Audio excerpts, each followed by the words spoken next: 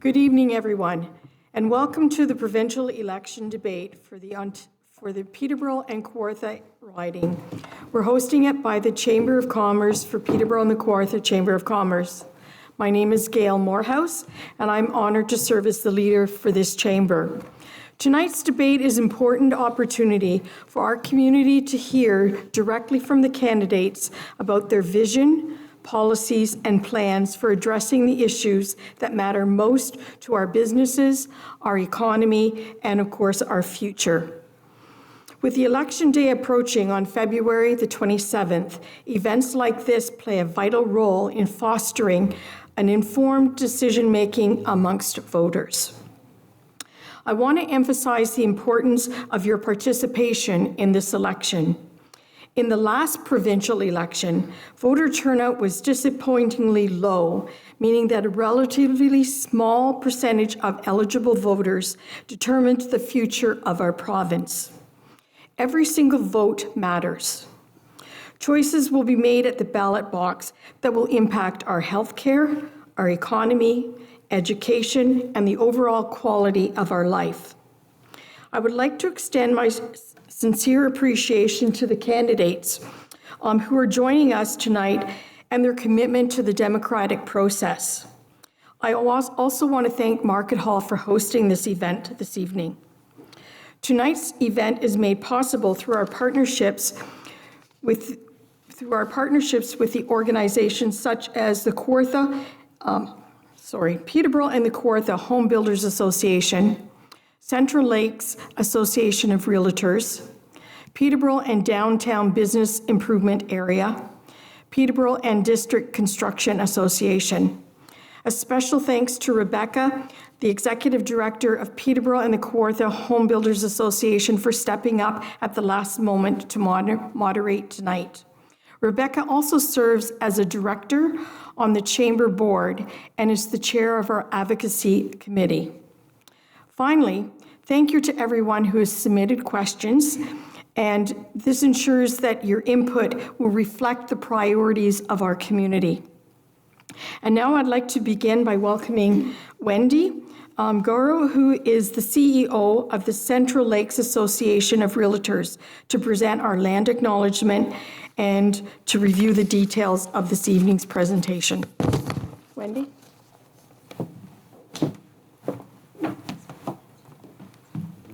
Thank you, Gail. Good evening. I'm Wendy Giroux, the Chief Executive Officer of the Central Lakes Association of Realtors, which is formerly the Peterborough and Kawartha Association of Realtors. We respectfully acknowledge that we are on treaty and traditional territory of the Mississauga Aninashbe. We offer our gratitude to the First Peoples for their care for, teachings about our earth and relations. May we honor these teachings.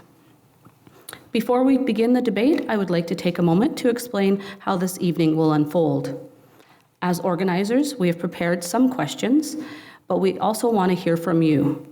To ensure we cover a wide range of business-related topics, we will accept written questions from the audience. If you have a question, raise your hand, and Liam will bring you a cue card and a pen. Once your question is ready, they will collect it from you. We have volunteers tonight who will go through the questions to combine questions together on the same topic to help us keep the conversation going. Here's how the debate will run. Each candidate will have 2 minutes for their opening and closing statements. For responses, our timekeeper, Emerson and Savannah, will ensure the candidates keep answers 1 to 1 minute and 30 seconds, and 30 seconds are allotted for rebuttals. We aim to encourage meaningful discussion between the candidates, but our moderator will cut off rebuttals when it's time to move to the next topic. This debate will feature candidates from parties that currently hold seats in the legislature. However, we are providing 2 minutes for other candidates to introduce themselves. We will now invite the following candidates to the stage. Andrew Rodney from the New Blue Party.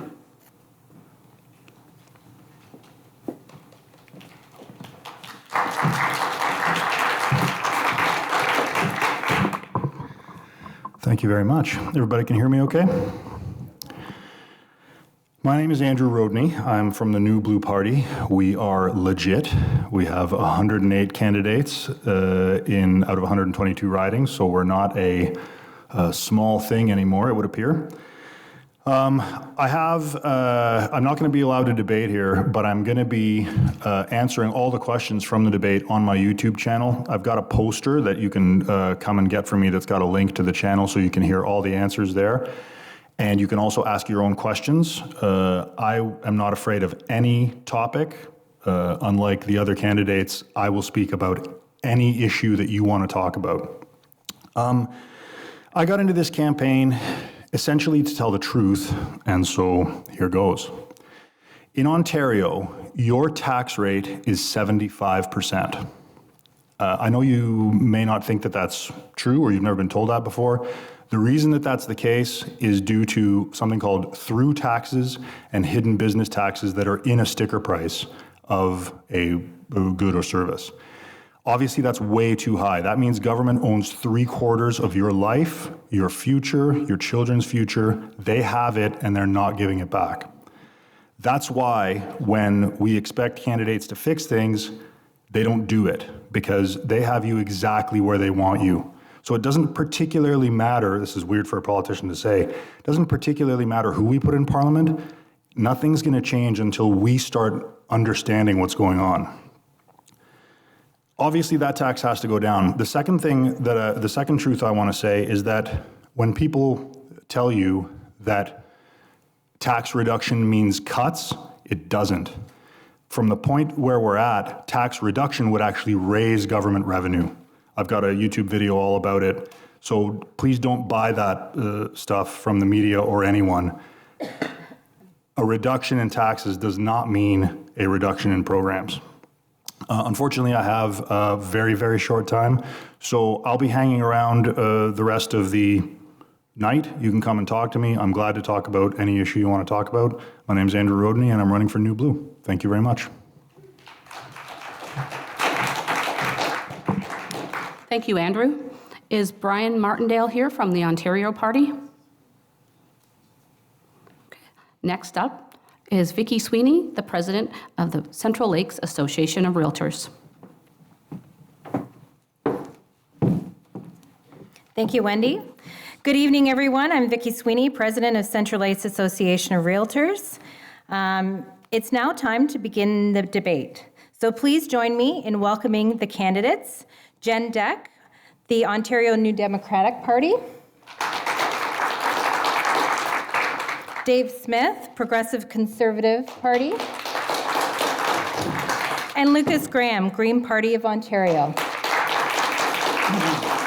We would like to note that the Liberal candidate, Adam Hopkins, planned to be here tonight, but currently is dealing with a death in the family. And our moderator for this evening is Rebecca Shillamak, Executive Officer of Peterborough and the Kawarthas Home Builder Association. I'll now hand it over to her. All right. Hello. Thank you, everyone, for coming out to our candidates meeting this evening and braving the snow. So we're going to give everyone 2 minutes to have their opening remarks, and we're going to start with Jen Deck. Now, do I need to turn it on? Or will I don't know. No, they turned it on. Hello, hello, hello. It's on?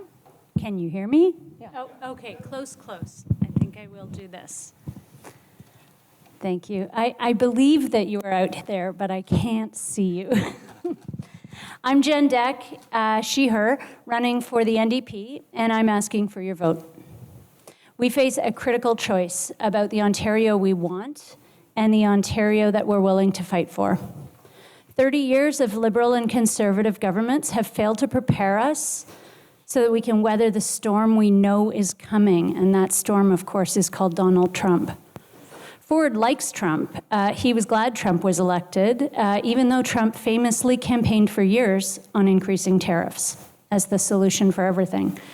Ford doesn't care about local, small, medium, or even large businesses. He's chasing the approval from megacorps, and he is on their side. Last night at the debate, in response to cracking down on big corp greed and manipulation, he complimented them on doing a good job. He is still pushing the long debunked myth of trickle-down economics. The Liberals are still proposing the same kinds of politics as the last time they were in office, but we remember that hallway medicine began under their watch. It's time for a bold approach, and the NDP has a plan. We're ready to tackle the problems you tell us that need fixing, including investments in healthcare and education, getting back into the business of building homes that are affordable, properly resourcing the court system so our jails aren't clogged with pretrial detentions, properly resourcing the landlord and tenant board so that everyone, both landlords and tenants, get a timely hearing.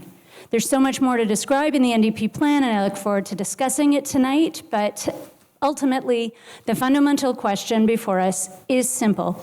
Is the status quo working? Is that what you're feeling and seeing in your day-to-day lives? That's not what I'm seeing. It's time for something better, and it's time you voted NDP. Thank you.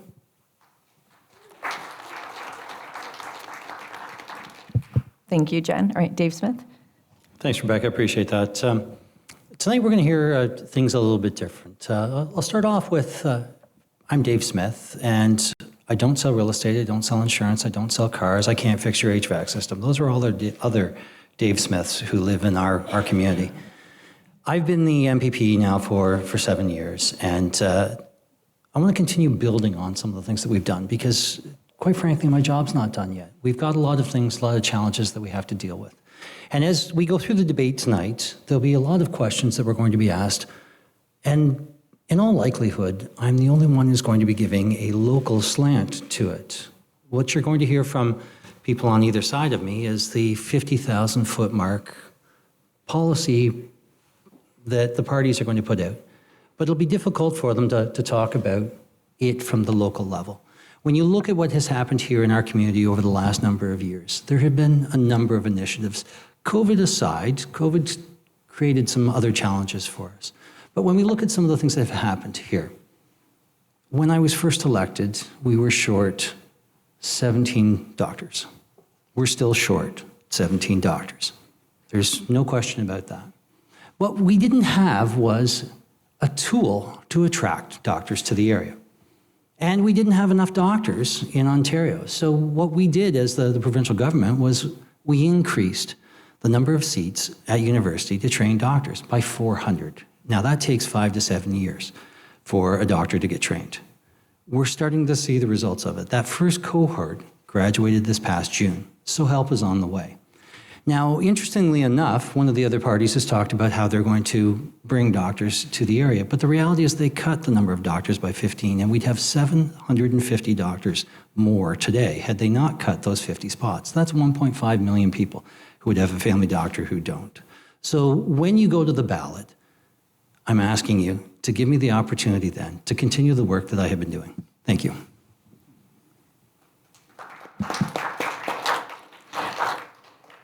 Thank you, Dave. All right, Lucas Graham. All right. Thank you to the organizers for hosting this debate and to everyone here tonight for taking part in this very important conversation about the future of Peterborough Kawartha. My name is Lucas Graham. I'm your Green Party candidate, and I'm running to be your next MPP because I believe in fairness. A fair housing market, a fair economy, and a fair approach to development that supports both our communities and the businesses that build them. For too long, we've had governments that pick winners and losers, giving handouts to massive developers while making it harder for small and mid-sized builders to get projects approved. We've seen a housing market that rewards speculators while shutting out first-time buyers, and we've seen small businesses struggle with while corporate giants get tax breaks. And that's not fairness. That's a system that's rigged, and it's time for a new approach. The Green Party and I believe that a strong Peterborough Kawartha is built on fairness. That means cutting red tape for the right kinds of development, homes people can actually afford, built in communities where people want to live. And it means working with home builders and realtors to speed up approvals and modernize zoning while cracking down on corporate investors who treat our housing market like a stock exchange. And it also means supporting small businesses and downtown revitalization, not just throwing money at sprawl and hoping for the best. I bring a fresh perspective, but more importantly, I bring a commitment to balance. We can have a thriving housing market without sacrificing affordability. We can support businesses without prioritizing only the biggest players. We can create smart, sustainable growth that works for everyone, not just those with the most money or influence. This election isn't just about what we're against, it's about what we stand for. And if you're ready to vote for a future where our businesses, our developers, and our people thrive together fairly, then let's make it happen. Thank you.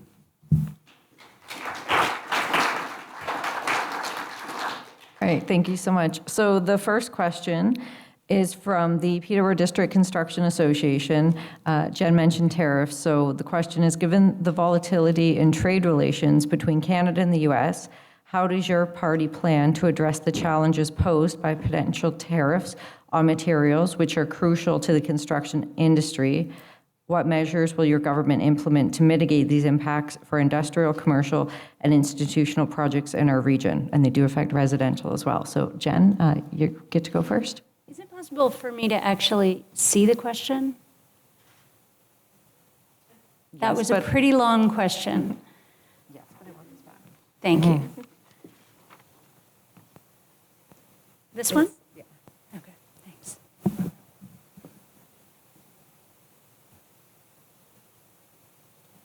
Thanks.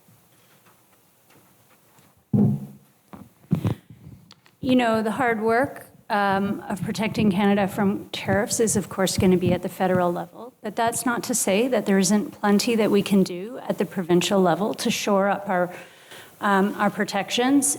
Number one, we need to be actually training people in the trades. There's just been a recent shock to Fleming, which is causing them to shut down programs like the heavy machinery program and other trades programs. So that's number one. We need to invest in our post-secondary so that we can actually grow the kind of workers that we need in the industry.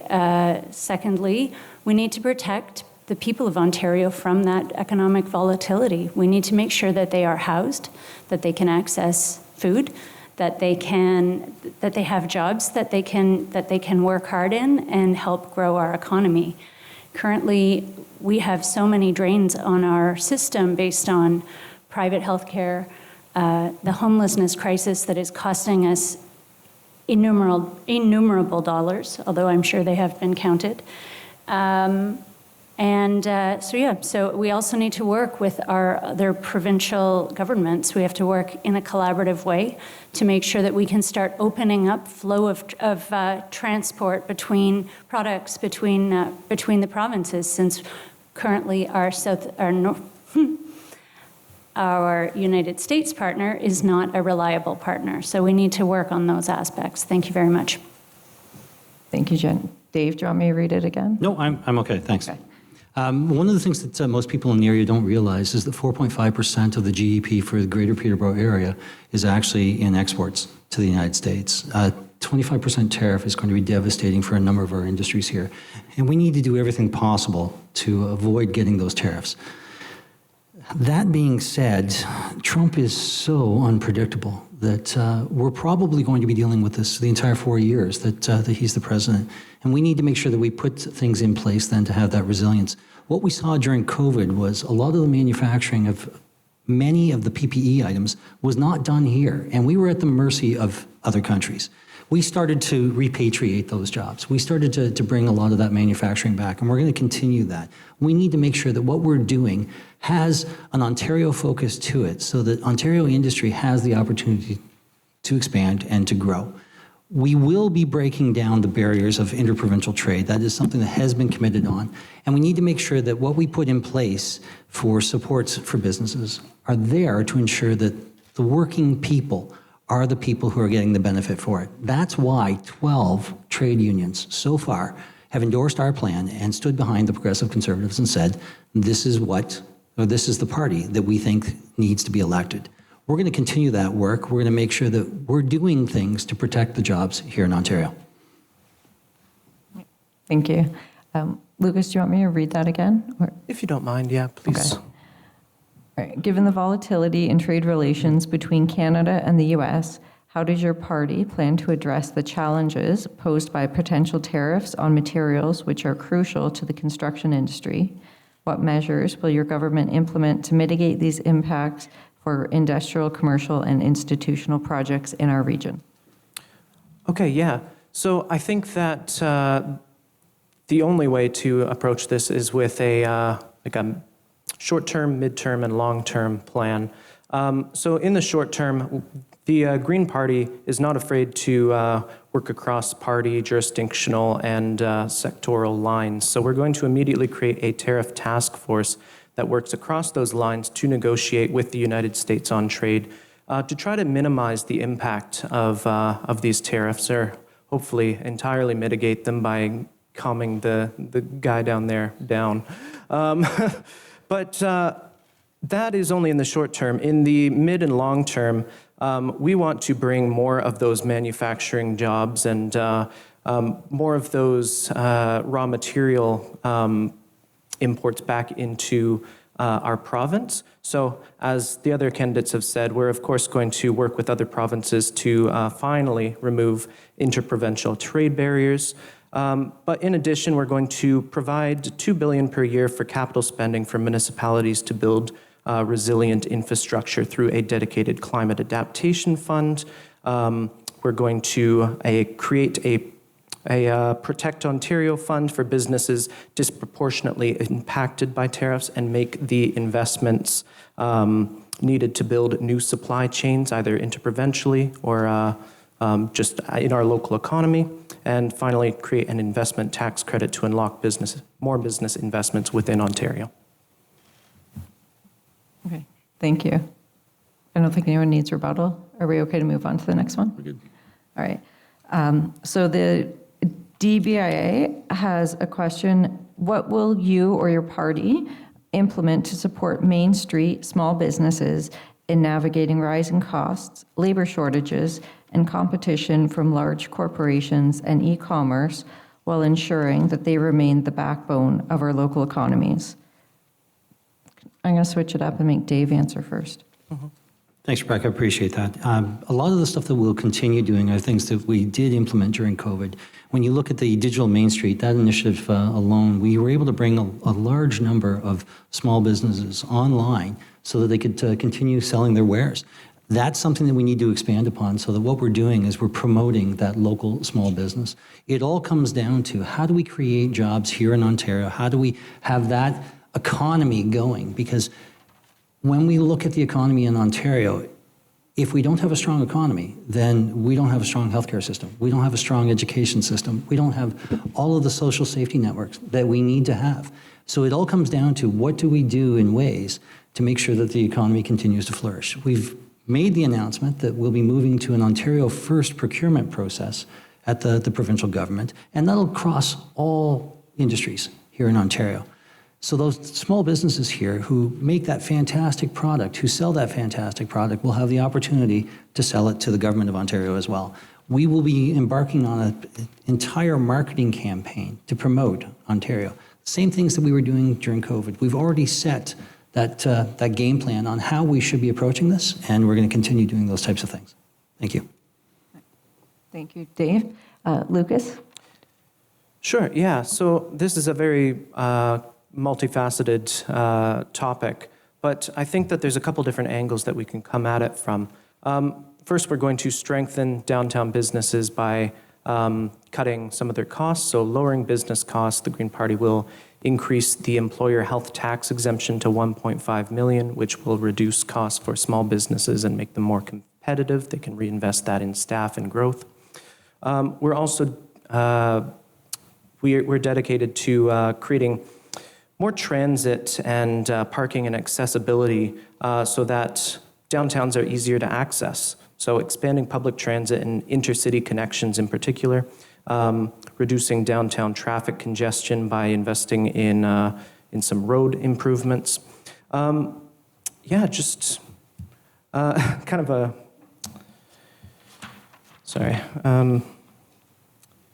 Yeah, and we've also got some grants for small business upgrades. The core of the green perspective on small business is that it makes up more than 90% of all employment in Canada, in Ontario as well. And so we need to support them by, not giving more tax breaks and subsidies to large corporations, but actually creating incentives for entrepreneurship and creating more small businesses. Thank you. Jen? Downtown Peterborough is one of the reasons that I stayed in Peterborough after I moved here. It's got an incredible restaurant scene, and the arts and culture is amazing. The shops are great. When I moved in the 1990s, Peterborough had just survived the big boxification of a lot of other cities, and we had a lot to be proud of. But I think if you speak to most downtown business operators today, they will say that the number one issue is homelessness. Homelessness is bad for business. It's bad for people, but it's also bad for business. It hurts the economy. It's pulling at the fabric of our idea of Ontario the good. Doug Ford and the PCs want to police their way out of this problem, but you know that doesn't work. The police know that doesn't work. It's not effective, and it's frankly cruel. The NDP wants to solve the problem of homelessness, and it will cost money. But so is the status quo. The status quo is costing us money, and it is hurting businesses, and it is hurting people, and it is time that we change what we're doing. Okay. Rebecca? Yes. Since she brought up Doug Ford, I'd like to weigh in on that, because perhaps she missed the announcement in January on the Heart Hub funding for the city of Peterborough, $6.9 million. When will that be ready? $6.9 million When will has that been be ready? committed to the city of Peterborough through different organizations, and we're looking at the 1st of April for the beginning of that. The beginning. Those What's groups the beginning? are working together. What we did was have a needs analysis and a gap analysis. What do we have currently in place? What is it that we need to have in place to ensure that we have that full continuum? And that's what we're working on. Thank you. Does anyone else want? Okay, there's quite a few questions about housing. I think everyone agrees. So everyone agrees that we are in a housing crisis. I hear about it every day. The home builder question is actually, why do you think the construction has slowed down, and how do you propose to correct that? And we're going to go with Lucas first. Sorry, could you just repeat the question? Why do you think residential construction has slowed down, and how do you propose to increase construction for housing? Yeah, so I think this is a two-parter. For the first part, I would say that there's a large degree of red tape. I hear from builders all the time that they want to help, they want to build homes, but they don't have the funding, they don't have the capacity to make it past that red tape. So I think, first of all, we're going to try to remove as much of that red tape as possible, particularly the red tape that is preventing like affordable, proper housing being built. But yeah, none of the red tape that's, protecting real people. The other part of that is, yeah, sorry, I'm just blanking on the question a little bit. And why do you think we're in this situation? Yeah, so the other part of the slowdown is, there's a lot of opportunity for creating sort of missing middle housing. That's duplexes, fourplexes, low-rise apartment buildings. Those are, they're zoned as the same as these large luxury apartment buildings, but because they're small, they're not as competitive. So we have either the options of big sprawling suburbs, or we have large luxury condos, but the types of homes that people want to build are locked away behind zoning laws, so we'll change those. Thank you. Jen? Under Doug Ford, Ontario is building the lowest number of homes in 70 years. This is not a new problem. It did not emerge right before the writ was dropped. This has been building for years. The Conservative government knew it was a problem when they took office in 2018. So let's just call that for what it is. But, you know, the other thing is that Doug Ford, he calls himself a great businessman, and yet he is somebody who is breaking contracts that he signed himself. He has made promises, firm, strong, powerful promises on TV saying that he will protect the Greenbelt, and then he reneged on that promise. And then he was bullied into, you know, the public rose up and made him stop again. He proposed bucket beer policies with no regard to basic ingredients and production costs. I mean, we're not surprised that didn't come about. And, you know, you wouldn't stand for this from any business that you deal with, and you shouldn't accept it from your premier. Ford is not a great businessman. He left almost $357 million in federal money because he refused to build fourplexes. This is not rocket science. This can be done, but Ford does not have the priorities to house the people of Ontario. Thank you. Okay, Dave? Thanks, Rebecca. So the reality is in 2021, we had a record number of new housing starts. In 2022, we had a larger record of new housing starts. In 2023, we had more than 100,000 new housing starts. That is what the actual record is. We had 3 consecutive years where we had more housing starts than we had seen in over 50 years on it. There has been a slowdown on it. What we saw across Canada and across the world was interest rates went up significantly. And that changed the borrowing ability for people, the ability for them to buy new houses. We also know that it's taking between 8 and 12 years for a site plan to be approved when it's being submitted to any municipality. Those are things that need to be sped up, because what ends up happening is He's had 7 years to do that, though. When a piece of property is taking a dozen years to get something built, that adds to the cost of it. Now, we've changed some significant legislation on it. We made it possible to have a secondary suite in any R1 single-family residential. We need to have the municipalities adopt it. The city of Peterborough took 2 years to adopt that. Then we changed it again so that you could have a secondary or a tertiary suite in there.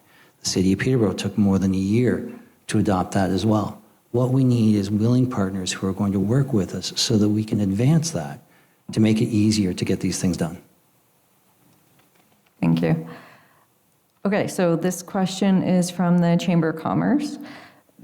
It's a bit of a long one as well. There are a growing number of people living on the margins in Peterborough. Many of the supports that are in place are just there to deal with people at the point of crisis, such as shelters, emergency services, police, and hospital emergency rooms. The result is poor health and social outcomes for people and many businesses, the ones literally left cleaning up the mess as people live vulnerably in our public spaces. What is your plan to properly address the roots of this crisis in our community? And Jen, it's your turn to go first. Can I have a look at that? Yes. I'm a visual learner. Thanks. Thank you.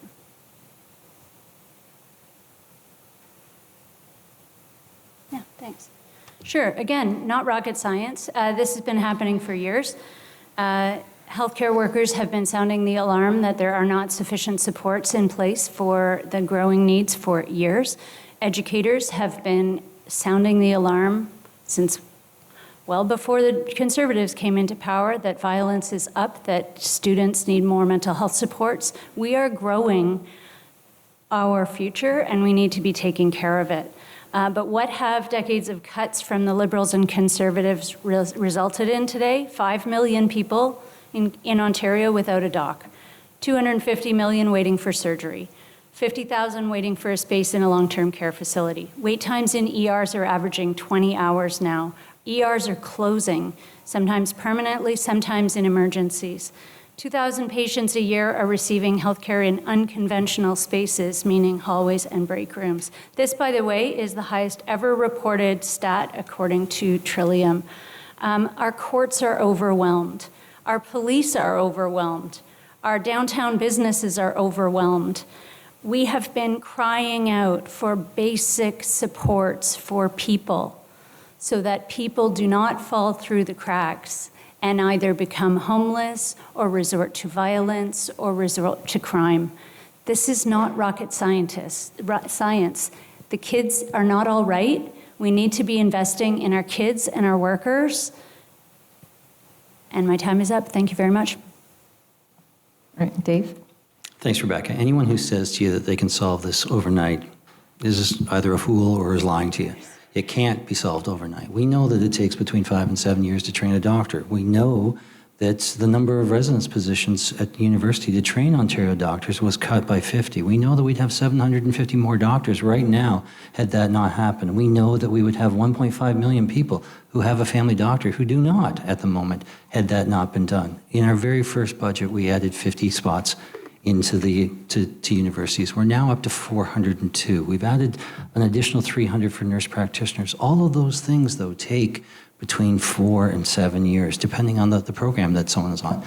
Help is on the way. It just takes some time to get those physicians, those nurses, those nurse practitioners all trained. When we look at what's happened locally, I provided funding for CMHA, for mobile mental health and addiction buses. That's not something that's going to solve a problem overnight. It is ongoing. Those buses are going out, Peterborough County, Northumberland County, Haliburton, to help people who have challenges with mental health and with addictions before it gets to crisis. RedPath has been funded now on an annual basis. 300 individuals who are suffering from an addictions challenge will be able to go through that program. We have a detox and rehab center, the first of its kind, in Peterborough that will open at the end of March. These are all things that we're building upon. So the situation will be getting better for us. Thank you. Lucas? Could I have the question just one more time? Yep. There are a growing number of people living in the margins, on the margins in Peterborough. Many of the supports that are in place are just there to deal with people at the point of crisis, such as shelters, emergency services, police, and hospital emergency rooms. The result is poor health and social outcomes for people and many businesses, the ones literally left cleaning up the mess as people live vulnerably in our public spaces. What is your plan to properly address the roots of this crisis in our community? Yeah, so I think that the roots are clear. There's still not enough, even if it is coming, there's not enough addiction care, there's not enough mental health care, not enough affordable houses. We would propose immediately deploying, if you're familiar with PATH, they've got those tiny homes. So similar sorts of concepts, but using provincial land that's not being used for anything, giving those out at no cost for a lease to nonprofits that are able to create those houses and get people into them. And those are going to be guaranteed supportive houses. They're going to have people on site who are able to provide addiction and mental health care. Because maybe we can't solve it overnight, but overnight is what is important to people who are outside. You've all walked through the cold on the way in here. Overnight is very important. We need to do our best to address that. And so, again, we need to take an immediate term and then a short term and then a long-term solution. We're also trying to increase the number of doctors, trying to expand the scope of the care that's being able to be provided by local clinics to include addiction services, even physiotherapy, mental health. So yes, we're also going to say it's on the way, but we have plans to address things immediately. Thank you. Okay, the Central Lakes Association of Realtors would like to know what you're doing for first-time buyers. So the question is, do you support making it easier for first-time home buyers to get into the market? And what will you do to ensure this happens? Dave, can you go first? Thanks, Rebecca. I appreciate that. One of the things that we have to address is the affordability side of it. We know that it is too expensive at the moment for the average young person to get into a home. We know I'll talk a little bit about myself. The first home I purchased was back in the 90s. I paid $74,000 for it. I was making about $6 an hour at the time, but I only needed a 5% down payment on it, so that was less than $4,000. Now, we're looking at homes where the entry level is closer to $350,000. You're going to need $20,000 as a down payment to get into that. And when you look at the interest rates that are out there at the moment, it becomes very unaffordable for somebody to get into that first home. So what we have to be doing is finding ways to make them more affordable. And that's why we had the Housing Task Force that was developed by the Ministry of Municipal Affairs and Housing. We put a call out for proposals on how we can build some of these homes at a reduced price. And interestingly enough, we have a local company called Coremore that will 3D print the frame of the home. This is a company that has put forward their proposal on it. It is something that has been accepted by the provincial government. They believe that they can reduce the price of framing of a house by about 30%. If we can find ways to get that type of innovation moving forward, we'll have ways then of reducing the overall price for entry-level homes, second homes, and retirement homes. Thank you. Lucas? Yeah, sure. So I think that we've identified a lot of the problems already. Lack of affordability, too much red tape in the way of first-time home buyers. So right off the bat, one of the things that we're proposing is to end the land transfer tax for first-time home buyers to make it more affordable for people to purchase their first home. We're going to require municipalities to permit developments with the use of pre-approved building designs, so starter home designs to allow for more affordable development. Going to increase housing supply and help new homeowners pay down their mortgage by offering zero-interest loans of $25,000 for homeowners to, if they want to add affordable rental units onto their primary residence, like accessory dwelling units. So not only are we getting more people into rentable units, we're also helping first-time home buyers to pay down their mortgage. And lastly, we're going to make homes affordable for home buyers by removing development charges on homes and condos and apartment units built under 2,000 square feet within urban boundaries. And we're also going to implement an affordable community fund to reimburse municipalities for that lost revenue. So to me, that sounds like a win-win for first home buyers and for developers. Thank you. Jen? Well, number one, we need more homes. We've known that for decades. We need to build more homes, and the homes that we build can't be on greenbelt land far away from municipal services. They have to be in communities where people want to live. They need to be homes that first-time homebuyers can afford. And frankly, this is not a single issue item. There are so many factors. People are bleeding out all their income into rent. I was out canvassing in the Tallwood buildings a couple of days ago, and people are telling me, people with identical apartments, side by side, identical apartments. One is paying $700 because they've lived there for 15 years. One is paying $2,400, same apartment. Rent control and the elimination of rent control under Dave's boss, Doug Ford, has meant that people simply cannot possibly save enough money to buy a home, even if they exist, and they don't exist. So yeah, we have to tackle affordability writ large before people can start to have the confidence to be able to make first-time home purchases. All right.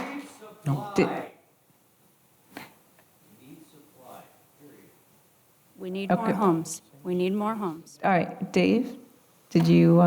Do I want to do a rebuttal on it? Yeah. The only thing I would say on it is when we reduced the development charges, the Greens and the NDP actually voted against that. They said that what we were doing was we're destroying the opportunity for municipalities to have a revenue stream. And I find it rather interesting now that that idea that we had, that we did do, that is now being brought forward by another party as something that they should do. The reality is every time we brought forward something that would be an initiative to reduce costs, all the other parties voted against it. So it's rather ironic that they're coming up with taking the ideas that we've already done and saying it's going to be theirs now.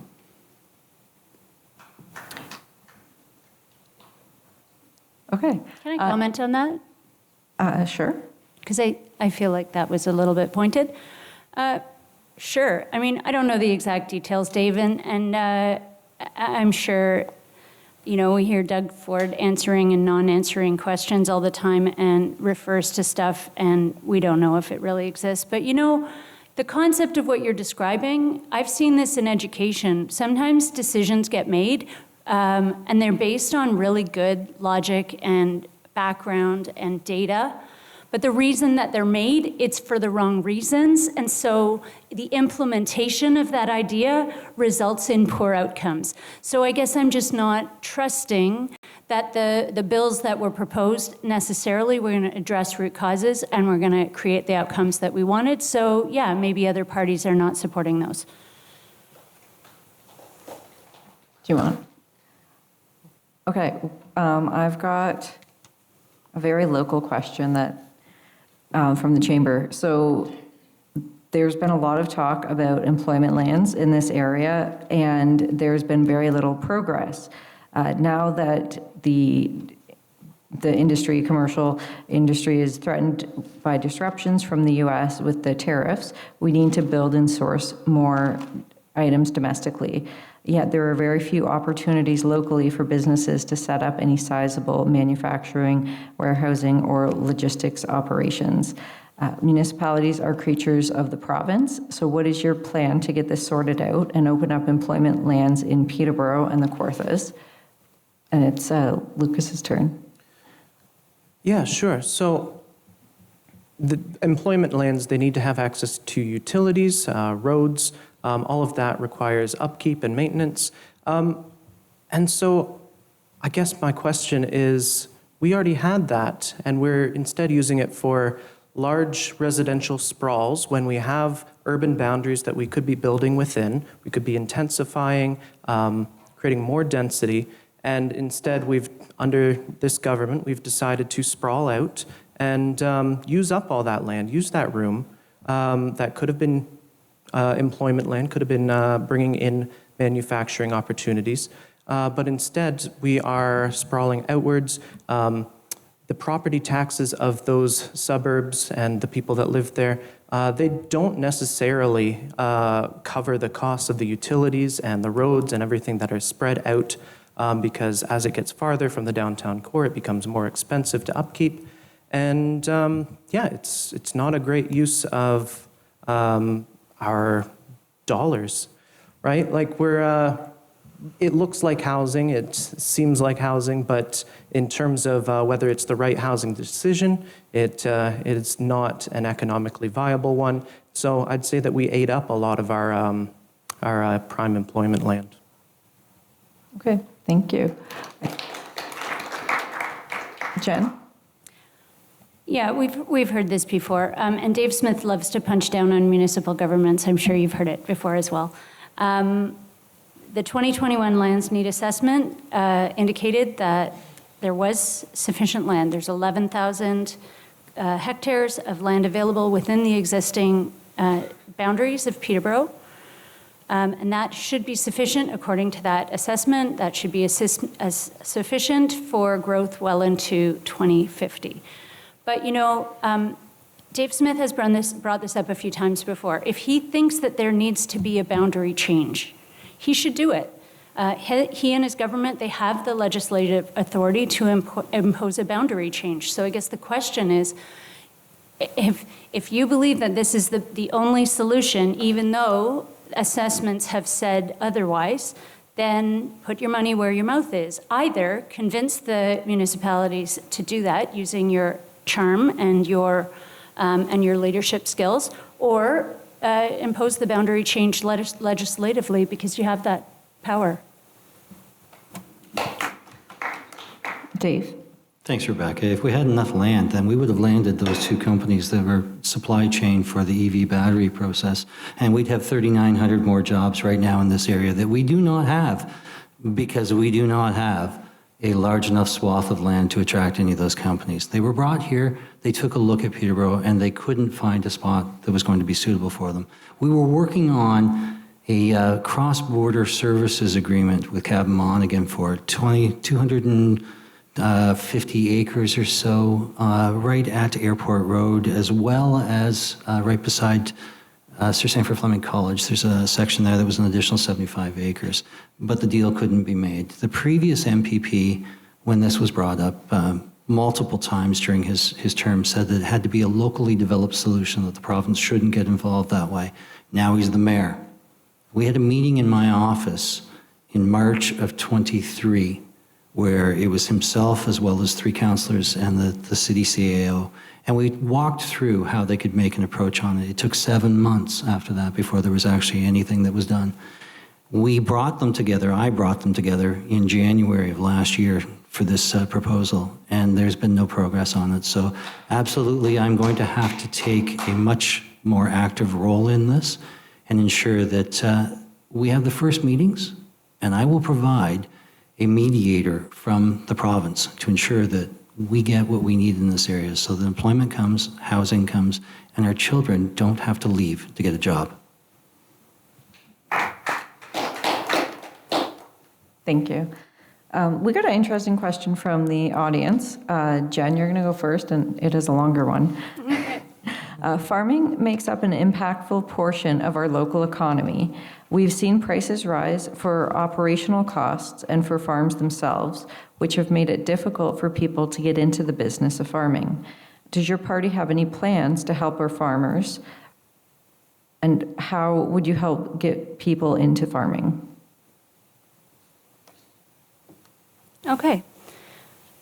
Well, you know, I may start sounding like a broken record because honestly, the things that the NDP is proposing are going to benefit all people, all sectors, all areas. So number one, we need to tackle affordability. Farmers are people too. But we also need to protect our farmland from the encroachment of development. If you know, farmers need land to develop, to work on, and you know, I'm sure that they need to stay away from pollution and from other disturbances, especially if they have livestock or other animals. The government's role in every case should be to make life easier. We can do that by helping with innovation in farm equipment. We can help that in terms of small business loans to make sure farmers can make the upgrades that are necessary. And frankly, if we want people to stay in farming, we have to make sure that farming is a viable industry, and that means protecting Ontario's economy so that farmers can afford to continue producing the food that we need to eat. Okay, thank you. Dave? Thanks, Rebecca. It's an interesting problem that has been presented to us on this because we know that most of the individuals who are farming right now continue to farm well into their later years. They love the farm life. They don't want to leave the farm, so they were looking for ways that they could sever a lot off, leave the rest of the farm to children, and have a succession plan that way. The Ontario Federation of Agriculture pushed back against it and didn't want to have a severance from any farmland whatsoever for any reason whatsoever. So what we've done is kind of a compromise on it. So we changed regulations so that it's possible to put a secondary home on the farm now, so that that more senior farmer who's looking to retire, who wants to leave the farm to the kids, but doesn't want to move off of the farm. And I don't blame them. I live out in Juro-Dummer, and I don't want to live on a postage stamp either. It's possible now for them to build that secondary home on it, to remain on the home, to remain active with the farm, and leave the farm to the kids and move on that way. We know that the cost of land is very high. We know that the cost of equipment is very high. We know that there is some uncertainty in cash crops and in other commodities. So finding ways then that we can make it so that you can transition from the family farm to the next generation of the family farming is one of those things that we have been working on and will continue to. Thank you. Lucas? Yeah, so I'm going to probably rattle off a couple of these. We are, as the Greens, we're the only party that has published a platform, a costed platform for this election, so it makes my job a little bit easier. We are going to create an Ontario food belt to permanently protect prime farmland from being lost to non-agricultural uses, such as urban sprawl, highways, and gravel mining. We're going to invest in local food hubs to support local farmers, supply chains, and businesses, provide tax incentives for local food and beverage manufacturers who decide to purchase their inputs from local farmers, from Ontario farmers, so that we keep that in sort of a circular economy, keep the money within our communities. We're going to support supply management and defend Ontario food and farmers in trade negotiations, eliminate property tax penalties for farmers with small-scale value-added production facilities on their farms, because right now there are tax penalties for farmers who want to add that extra building to be able to take their product from like an input stage to something else on their farm. So we're going to eliminate that. And lastly, we're going to promote training in specialty programs that focus on sustainable practices and soil health within agricultural schools and extension services, which will provide jobs that will keep farming viable and a good job to get into. Perfect, thank you. Okay, so this is about healthcare. So we're struggling to meet the healthcare needs of our current population, let alone those our businesses hope to attract. How do you propose to create a stable system of healthcare with teams of doctors, nurse practitioners, nurses, pharmacists, and other healthcare professionals? Dave? Thanks, Rebecca. Let's start with Dr. Jane Philpott. She has been brought on. She was the federal Minister of Health. She's been brought on to take a look at how Ontario's healthcare system is set up. She's going through that process right now, and I'm looking forward to what her final report is actually going to say. In the meantime, we've already made some adjustments to it. We've expanded the scope of practice for pharmacists so that there's things that you can go to your pharmacy for now instead of having to go to a family doctor or to the Emerge for. Something simple as getting a vaccine can be done now. The types of vaccines have expanded with pharmacists. The scope of practice for nurse practitioners has been expanded so that things can be done with nurse practitioners that we weren't able to do previously. We've added positions at universities for doctors and nurse practitioners to be trained. We've added positions in colleges for nurses to be trained as well. Positions at university for nurses to be trained. So all of those things are in the works at the moment. Locally, we've got the Community Health Center, which opened in its first temporary location this past September. That'll be 11,000 people who do not currently have primary care, who will be able to get primary care through the Community Health Center. We're looking at a team environment now with doctors, nurses, nurse practitioners, and other health practitioners. It's not just going to be that one family physician, the old family practice as they once were. It's all about teamwork now. Thank you. Lucas? Could I have the question one more time? Sorry. Yeah.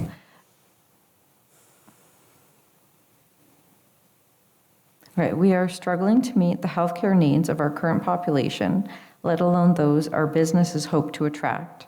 How do you propose to create a stable system of healthcare with teams of doctors, nurse practitioners, nurses, pharmacists, and other healthcare professionals? Okay, wonderful. Yeah, that's a really good question. I think that there's lots of different facets to the healthcare situation. First of all, we're going to stop starving the beast. We're not going to be cutting costs and cutting funding for healthcare, trying to push towards privatization. We're going to immediately reverse all of the Ford government's pushes towards privatizing healthcare. We are going to, really, the base of it is to get more doctors, get more nurse practitioners, get more personal support workers. But we also want to expand the scope of care that they are able to provide. So nurses at community clinics and personal support workers, they are going to be able to do things like mental health and addiction care, physiotherapy. We are going to have those personal support workers working in ERs to take pressure off of the emergency teams so that at high traffic times, so that they are not overwhelmed. And we're also just going to do as much as we can to systematically change the amount of overwhelming pressure on the ERs by, we're going to reduce the amount of paperwork that doctors have to do and just try to spread everything a little bit more using community health clinics and stuff. Thank you. Jen? Thanks.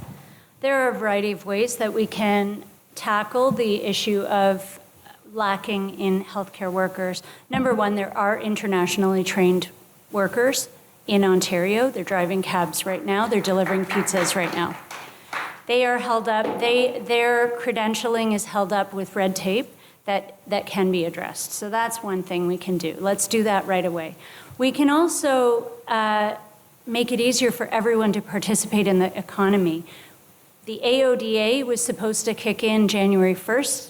We are now in February. Is everywhere accessible yet? I don't think so. We need to do better for people who have disabilities so that they can actively participate both in work and in daily lives, their regular lives. I want to tell you a story of pharmacare. Medicare was our public healthcare system were first fought for and won by Tommy Douglas, an NDP hero, who was not in power but was working from the sidelines and pressuring that happened. I'm sure it was considered a pipe dream at the time. The NDP has also been fighting to expand pharmacare, and recently Jagmeet Singh was able to force the Liberals to expand pharmacare. It was supposed to give us free diabetes drugs and materials, and as well as contraceptives. Doug Ford's government has failed to sign the deal so that we can have increased access to pharmacare. Thank you, Jen. Okay, I think we've probably got time for one more question. I just have to pick one. We did talk a lot about housing, and there's more of a supply of housing that's needed. A lot of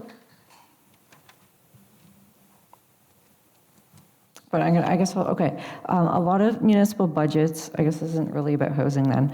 A lot of municipal budgets are stretched because of provincial and federal downloading. How would you help municipalities with escalating costs and limited revenue sources to restore affordability for residents? And I can't remember whose turn it is. We're going to go with Lucas. Okay, yeah, so it's been kind of a trend with the past 30 years of Liberal and Conservative governments to download things down the line to the municipalities, and frankly, they don't have the resources or the budget to handle everything like that. So one of the major things is the responsibility for housing and for getting people the care that they need if they're unhoused. So that would include addiction services and mental health care, that kind of thing. So those would be immediately re-uploaded to the provincial government, so that would free up some of the municipal government's budgets. And then they are going to be able to, do what municipalities are supposed to do. They're going to invest in infrastructure.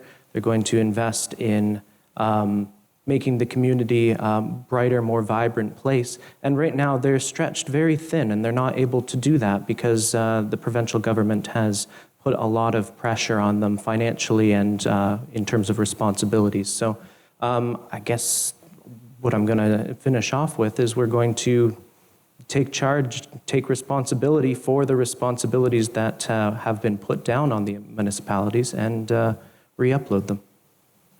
Thank you. Jen? Yeah, sure. Municipal taxes are increasing by double digits across the province. It's not just an issue here in Peterborough, Kawartha. And that is, again, because of 30 years of Conservative and Liberal governments downloading costly services onto cities. That's roads and highways, transit, ambulance, police, social services, housing, homelessness. Some of those got re-uploaded under the Liberals, but not enough to fix the problem. We also need to let's think about the economy more broadly. Let's talk about debt. Ontario's debt has been increasing since the 90s. Funny, the Conservatives talk a lot about debt and how bad it is when they are not in power, but I haven't heard much talk about it lately. But the reality is, Doug Ford puts on his hat, it says Ontario is not for sale, but we all know that Ontario has been for sale for decades. Chip by chip by chip, public healthcare being privatized, public highways being sold off, public lands like Ontario Place razed to the ground and sold off to, or leased for 99 years to a luxury spa. But the thing is that Doug Ford and the Conservatives are spending a lot of money. They're running record spending at record spending levels, even adjusting for inflation. We need to be asking if the money that is being spent is being well spent, and does it produce the desired outcome? So we need to be thinking really hard about the money that we're spending. Let's make sure that it's actually doing good for our communities. This, again, is not rocket science. Thank you. Dave? Thanks, Rebecca. When we were first elected in 2018, we had a pathway to balance. Then COVID hit, and we needed to put a number of protections in place for people so that we could get through the pandemic. That did increase our debt. Absolutely it did.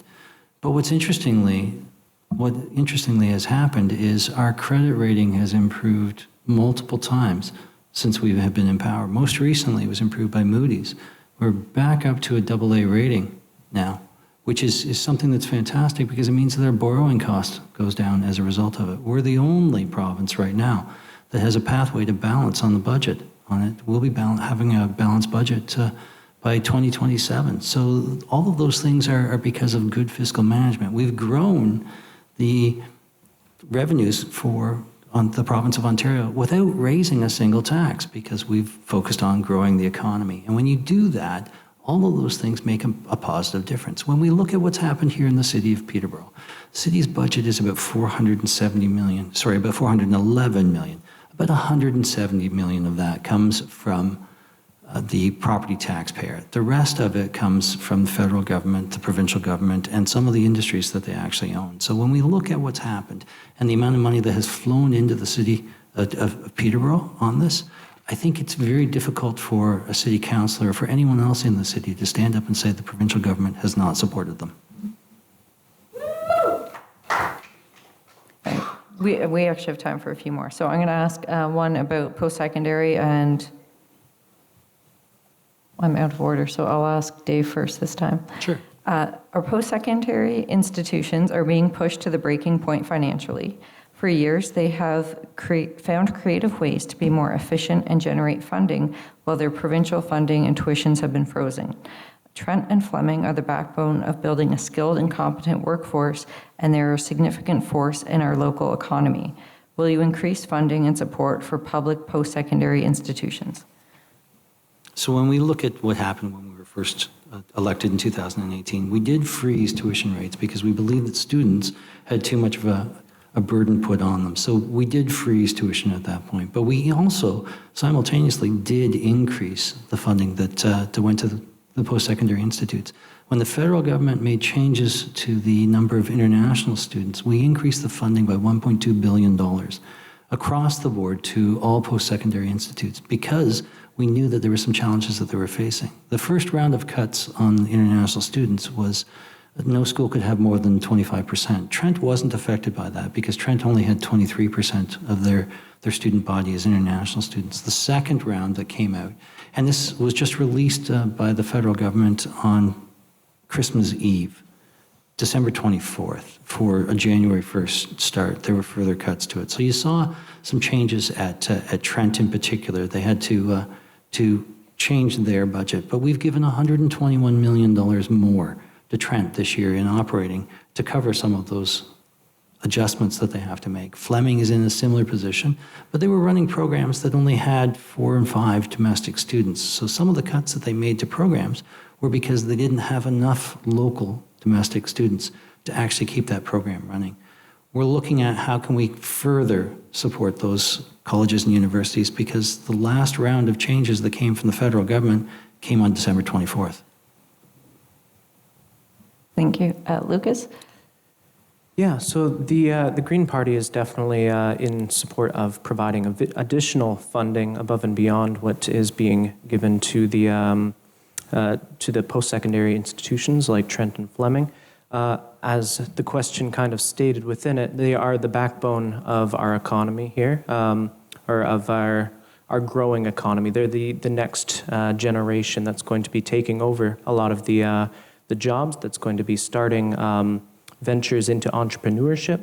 And yeah, I think that they should be supported. So full disclosure, that is obviously my generation that I'm talking about. I'm clearly younger than a lot of the other candidates here, but I see that as a boon. I see that as an advantage because I can bring a fresh perspective. And if political experience was all it took to run a successful government, then I don't think that we'd be in the situation we are right now. We've had 30 years of the Liberals and the Conservatives, and it's not looking so good. I don't think that we'd have a lot of the problems that we're talking about here if that was the case. Anyway, I digress. We would make it more attractive for students to stay in Peterborough once they graduate by supporting jobs, and we would take the burden off of their student loans by supporting them throughout. Thank you. Jen? My son is a framer, and he went through the Fleming program and loved it. The Fleming program is one of the riches in Peterborough. But the reality is, if you're a 17-year-old and you want to become a heavy machine operator, before now you went to Fleming and you got trained. Now you have to move away from Peterborough to some other community. I think the nearest might be Guelph. Don't quote me on that, but it's far away. You got to move. And guess what? Rent is really expensive no matter where you go. And so then you go to a Fleming you go to the program elsewhere out of town. You're paying really high tuition. And where are you going to find a place to live? Rent's super high. What if you can't even find rent? And you come out with big debts. The reality is that post-secondary institutions, they grow our workers. They are fundamental to a successful Ontario. We need to fund them so that they can run a wide variety of programs, not just money-making programs, but they have to provide the kinds of skills and trades that we need as Ontarians. And we still have to talk about affordability. So yes, of course, we are also looking at increases in student debt loan forgiveness so that our students are not graduating with crippling debt. Thank you. Okay, probably the last question this time, and Lucas, I'll ask you to go first. So what is one specific issue that you're going to bring to Queen's Park? So we know that this opportunity is your voice to bring Peterborough to Queen's Park. What is an issue you're going to bring to Queen's Park? So I think that the major one that I'm hearing at the doors is, we've got over 300 people that are permanently homeless right now in Peterborough. So I think that is what we are going to tackle first, and that is the issue that I would bring to Queen's Park. So we've got already a really great nonprofit program called PATH, the Peterborough Action for Tiny Homes.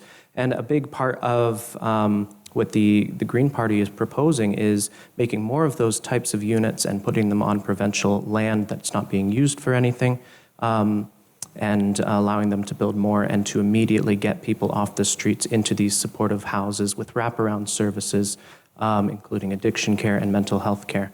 So, from the perspective of the downtown, I live in the town ward.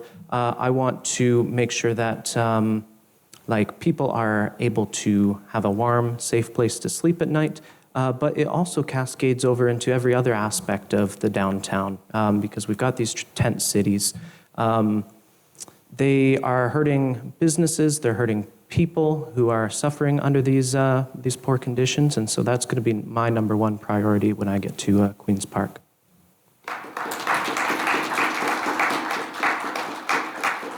Thank you. Jen? Well, I'm a teacher, so education is always going to be close to my heart, and Chandra Pasma is an excellent education critic, and I look forward to working with her. What I would be bringing to her would be, of course, the incredible and heartbreaking level of violence that is in our classrooms. Kids today are witnessing on a routine daily basis the caring adults in their classrooms being injured by other students.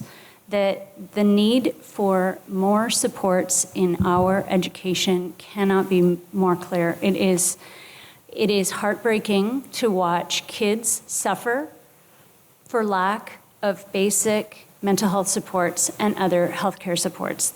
And poverty. This is unacceptable. You know, last night at the leaders' debate, Doug Ford was talking about cracking down on youth crime, and he described a 16-year-old doing an armed robbery. And I'm sure, I immediately have an image, and I'm sure you do too, and it's terrifying. Being involved in an armed robbery or crime of any kind, it can be life-altering and it can be life-ending. And so, of course, you know, there's lots of focus on that mean, scary 16-year-old, and I'm scared of that 16-year-old. But you know what? 7 years ago, that 16-year-old was 9, and we were crying out for supports because kids are poor, they are hungry, they need mental health supports, they have witnessed trauma, and they need our help, and we are failing them. That's what I would bring to Queen's Park. Thank you. Dave?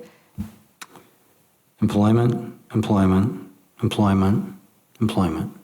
If you don't have a strong economy, you don't have the money to do anything else. And what we're seeing in Peterborough is property taxes go up significantly because we don't have an employment base. The commercial and industrial taxpayer, property taxpayer, pays 1.5 times what the residential taxpayer does. We need to make sure that those kids who are graduating from Trent University and Sir Sanford Fleming College don't have to leave our community to have a job. I've got 3 kids. I don't want them to have to go someplace else. I'd love to have them here, but there simply isn't employment opportunities here. We need to find ways to bring those companies back. Peterborough at one time was an industrial city. Peterborough at one time was considered the average city across Canada. Most new products were sampled, tested here first. But we don't have that anymore. We've lost that employment base. We've lost the opportunities. We have kids who are moving away as a result of it. We have people who are paying high property taxes now because we don't have an employment base. Those are things that we have to do. We have to get employment opportunities for people in this community again so that they have hope, so that we have the money to spend on the different things that we need to spend that money on. We don't have that right now. And what I'll be doing is working on finding ways to have more employment opportunities in the greater Peterborough area.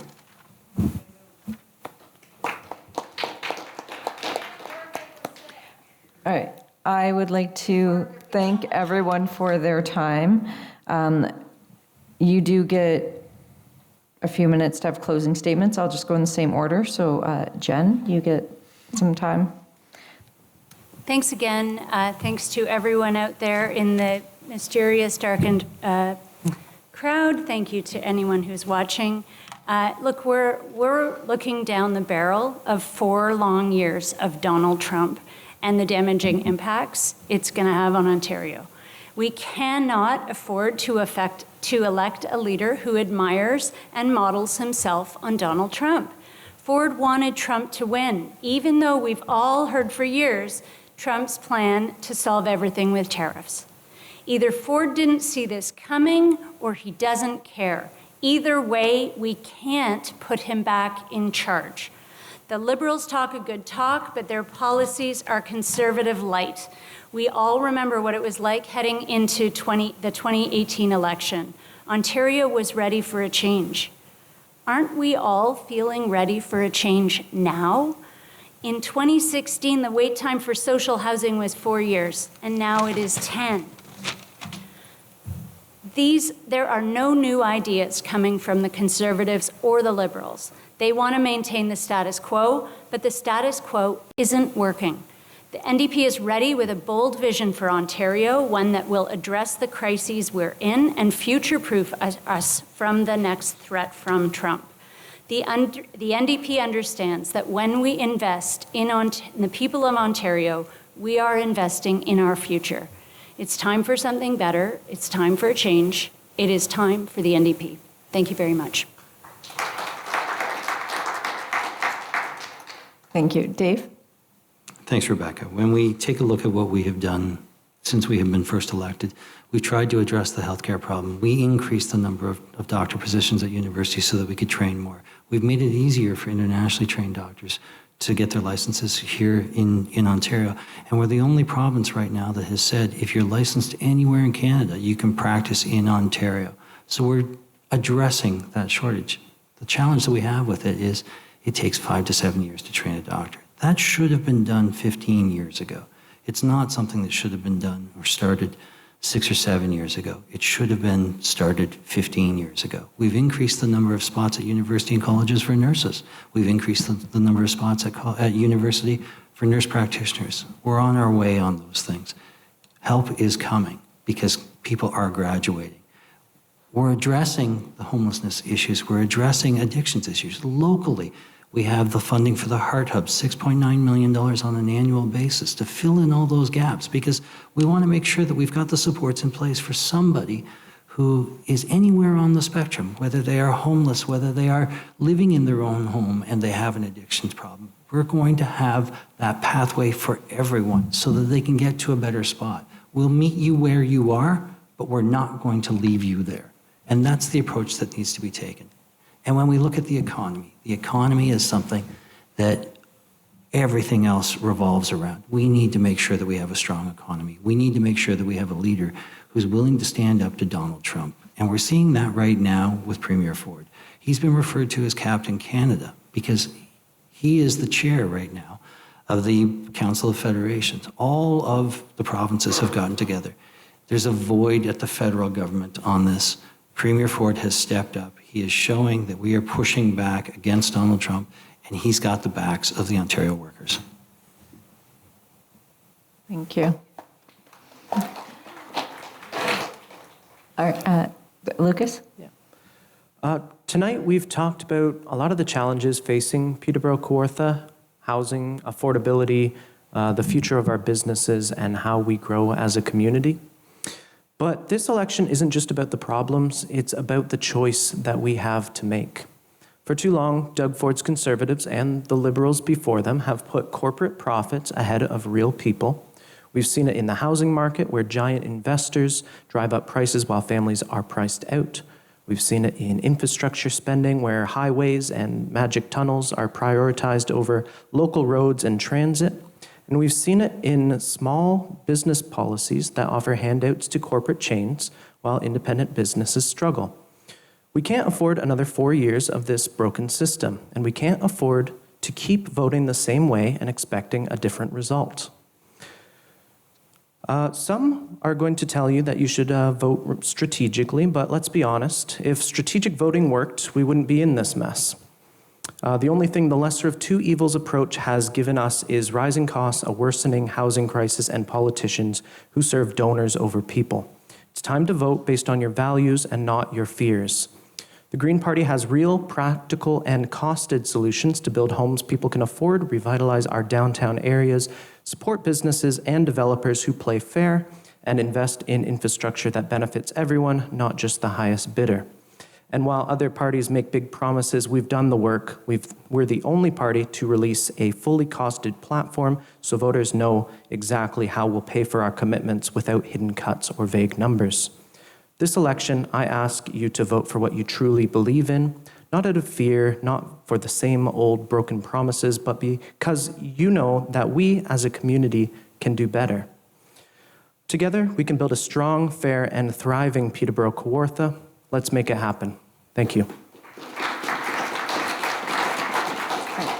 Thank you. I'd like to welcome Gail Morehouse back for closing remarks. Thank you for everyone for joining us tonight, whether you're watching in person or from home. It's been really engaging and very insightful conversation. Thank you, Jen, David, Lucas, and Andrew. We appreciate everybody contributing. This is a collaborative debate that has happened with the partnership through the DBIA, Downtown Business Improvement Area, the Peterborough and the Kawartha Home Builders Association, Central Lakes Association of Realtors, and Peterborough and District Construction Association. We encourage you to share what you've heard tonight in the debate. It will be available on your TV and online. You'll see clips of it happening on all of our social platforms.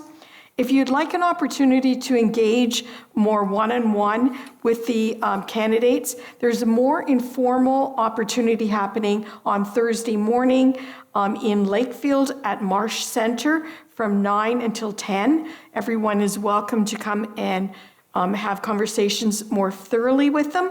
And finally, your vote matters. So please make your voice heard on February the 27th. Show up. Show up for you, show up for your family, show up for your friends, and really direct where you want our province to go. Together, we can shape a future, and it's the future of our province. Thank you again, and have a really great evening.